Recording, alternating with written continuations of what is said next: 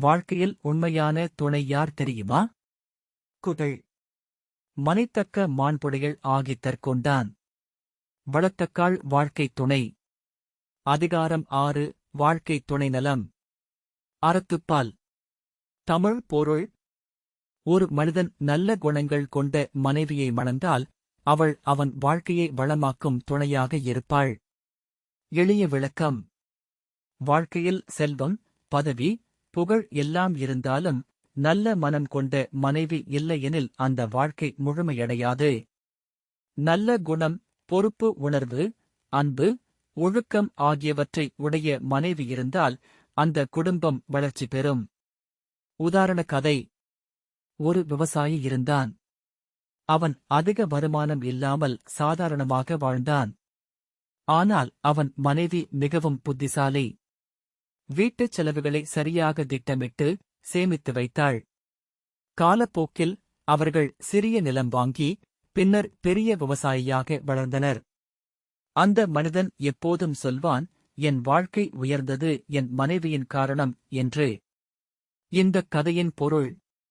நல்ல துணை இருந்தால் குறைந்த வளமும் பெரிய வெற்றியாக மாறும். ஊக்கவுரை.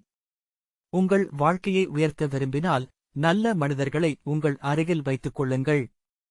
ஒரு நல்ல வாழ்க்கைத் துணை வாழ்க்கையின் மிகப்பெரிய வரம். நிஜ வாழ்க்கை சம்பவம். பல வெற்றிகரமான மனிதர்கள் தங்கள் வெற்றிக்கு பின்னால் இருக்கும் காரணமாக தங்கள் மனைவியைச் சொல்வார்கள்.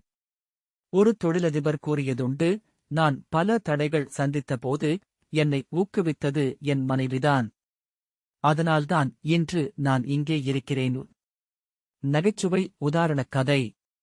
ஒரு கணவன் தினமும் வேலை முடிந்து சோர்ந்து வீட்டுக்கு வந்தான்.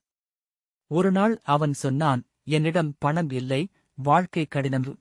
அதற்கு மனைவி சிரித்தபடி சொன்னாள், பணம் இல்லாதது பிரச்சனை இல்லை, நானிருக்கேனே, அதுவே உன் லக்கி.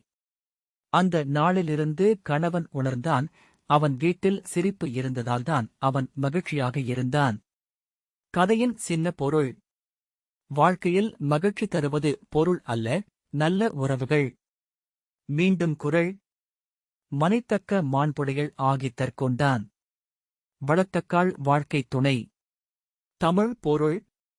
நல்ல குணம் கொண்ட மனைவி வாழ்க்கையை வளமாக்கும் துணை. அடுத்த குறளில் சந்திப்போம். நன்றி. இந்த மாதிரி தினமும் ஒரு திருக்குறள் விளக்கம் பார்க்க கீழே இருக்கும் சப்ஸ்கிரைப் பட்டனை அழுத்துங்கள்.